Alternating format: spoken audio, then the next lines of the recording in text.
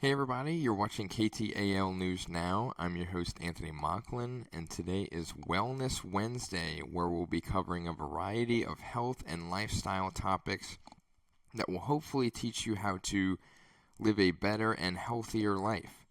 Our first topic of the day involves a nationwide lunch meat ban, which involves a federal government recall of over 143,000 pounds of lunch meats.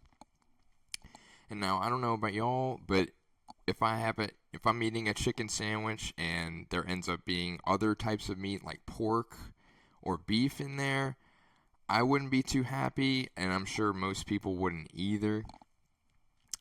The company Geysers misbranded the packaging of their meats that they were selling in stores. The meats that they were selling primarily were bologna, but the packaging of them did not label the other meats that were in the bologna itself. So the federal government issued a federal recall of 143,000 pounds of their meats.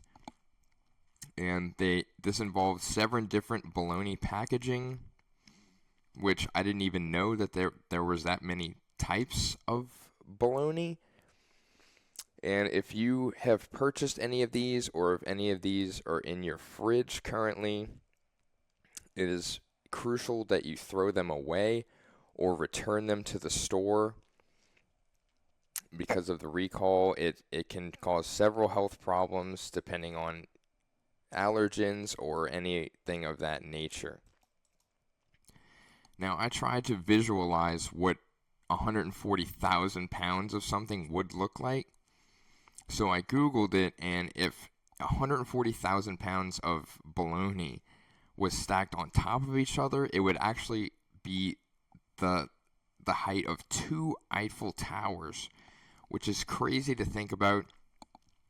In terms of weight, it would weigh around 14 elephants or 5 school buses, or it would also be the equivalent of around 16,000 house cats, which is crazy to even begin to fathom. It's just so much meat that is just essentially going to waste because they failed to label that, or that it was getting mixed in the manufacturing process. I'm not really sure.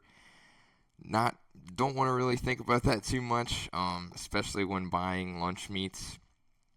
But speaking of the house cats, did you know that if your pet passes away due to heat stroke, it can be considered a crime in Louisiana? This could actually fall under the Louisiana State Animal Cruelty Law, which is a very serious crime. They treat it with the harshest intent possible. Because I've grew up in Louisiana my whole life. I've lived here my whole life. And if you're like me, you know how hot it gets during the summer. It can be absolutely blistering, especially in a hot car. It's not safe for us, let alone animals who can't really fend for themselves or do anything about it. They can't necessarily choose to roll down the window or crank the AC up, especially if the car is off and you leave them there. If you accidentally leave them in the car to kind of go into the store or go somewhere and just forget about them, just always check behind you to sort of make sure they're not there. Because if you don't, then someone else will. Because if this actually would fall under the Good Samaritan law, which was implemented in 2018 in Louisiana, that states if a passerby or bystander sees a pet or a child in the back seat of a car that is not running, the windows are up or slightly cracked, they are well within their rights to break that window to sort of save them and get them out of the car, and they would not be liable for any sort of property damage or vandalism or anything of that nature, because they were just trying to do the right thing and save the pet or the child that is stuck in the car helpless to defend themselves. So guys, if just remember that with it being so hot, especially right now in the summer, if you're hot, if you're sweating and you feel uncomfortable, I can guarantee you that your pet or your child definitely feels the same way. And if you're walking your pet in the heat, just try to avoid any sort of pavement or asphalt, that because those heat up particularly more than any, surface or street surface. Especially in the summer, it can be very detrimental to them. It can burn the bottom of their paws and cause serious harm in the long run. I also learned that pets can also get sunburned, and they make sunscreen specifically for pets that you can, use on your pets to protect them for the sun if you are going on a run or a walk with them during the day. It can be very crucial to sort of prevent that or any sort of harm from happening to them. And it is, if you're like me, I have a pet at home. I would do anything for that dog. It's very important that you take care of your pets and make sure that nothing harmful ever comes their way. And if you're an environmentally conscious like me when it comes to recycling, especially plastics and glass, you'd think that the safer alternative, environmentally speaking, would be glass as opposed to plastics. But what if I told you that that in glass bottles, studies have found that up to 50% glass bottles contain 50 times more microplastics than plastic bottles do. And this was found especially in beer bottles, soda bottles, and lemonade bottles that are all made of glass. Researchers from France's Food Safety Agency discovered that glass bottles can contain 5 to 50 times more microplastics than plastic bottles do, which is insane to think about. You would think it would be the other way around. They themselves even said we were expecting the opposite results.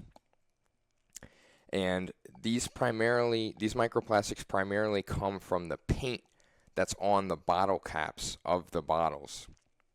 They sort of start to deteriorate, and it contaminates the drinks during storage and transportation, whether it's the friction of them kind of bouncing around on trucks during transportation. It's just very dangerous thing. I did not know that was a thing, especially in glass bottles, considering plastic is primarily the most wasteful in terms of trash and garbage dumps. I know in Louisiana we like to drink and we like to party, but unfortunately, and you might not want to hear this, but beer bottles specifically were found to have the highest contamination levels of microplastics. And while these health risks of microplastics are still unclear at the moment, research from the University of New Mexico has found that microplastics are in pretty much every single organ of most humans now, which is really scary to think about, and especially including the brain, where an adult human can sort of harbor around 5 to 10 grams of microplastics over the course of their lifetime. And the French food agency that found the microplastics in the glass bottles, they discovered that sort of blowing air and rinsing the caps with a mixture of water and alcohol can actually bring down the microplastic content on a typical glass bottle down around 60%, which is a sort of temporary fix until manufacturers sort of reevaluate their bottling processes. And as a consumer, you also would ideally think about reevaluating, what type of drinks you're consuming and what they're contained in, especially if you're at a bar and if they don't have something on tap, for example, and it only comes in the bottle, you might think twice the next time you order that from a bar specifically. And sticking with staying healthy and particularly staying fit, Lovely Body Health and Fitness last month celebrated 14 years of operation. Its owner, Corey Phillips, is a celebrity trainer whose clients feature streamer Kai Cenat, as well as business professional Angela Simmons. Their event last month featured a line dancing class followed by their signature Revenge Body workout. And the owner, Corey Phillips, said that health is the key to a happier life. I just really want them to take advantage of being healthy because, like, I know where I was when I was 300 pounds. I know where I'm at right now. I know how I felt when I was 300 pounds. I know how I feel right now. And I just feel like if everybody really, like, take advantage of taking their life back and getting their health in order, God will do miraculous things for you. Like, your life haven't even began until you really start taking care of yourself. So that's all I want for people to do. Even if you don't work out at my gym, just get out and start doing something because I want a healthy city. A healthy city is a happy city. And I think people in Shreveport deserves a happy city. That was great to hear from Corey. I know that fitness is super, super important, especially for long-term health, cardiovascular health, just everyday life in terms of your heart rate, just doing basic tasks. If you're lifting up a box and your heart, beat starts getting faster, it can help in the long run to prevent blood clots and other cardiovascular-related health issues. Fitness is such a key part in my life. I make it a point to go every single Wednesday night. There's a group of guys that I run with and play basketball here in Shreveport, and I don't miss that for anything. Even if I'm not feeling it that day, I just want to sort of stay active. I played a lot of sports in high school back in the day, so I was always active as a kid, and I still want to remain active in my life, and I think it's super important. I can't stress that enough in terms of, being healthy, because the benefits are immense in terms of staying fit, staying active, just each and every day, even if it's just walking around your block after work or going to the gym for 30 minutes to an hour. That's all it takes just to stay active and remain healthy. But I hope you guys have a great rest of your day. You can catch us on KTAL News Now every Monday through Friday at 1 p.m. You can see all of our previous episodes on our YouTube page at KTAL News.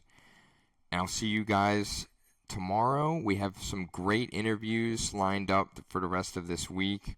I spoke with amazing people, and I can't wait to share that with you. But for now, I'm Anthony Mocklin, and thank you for joining us.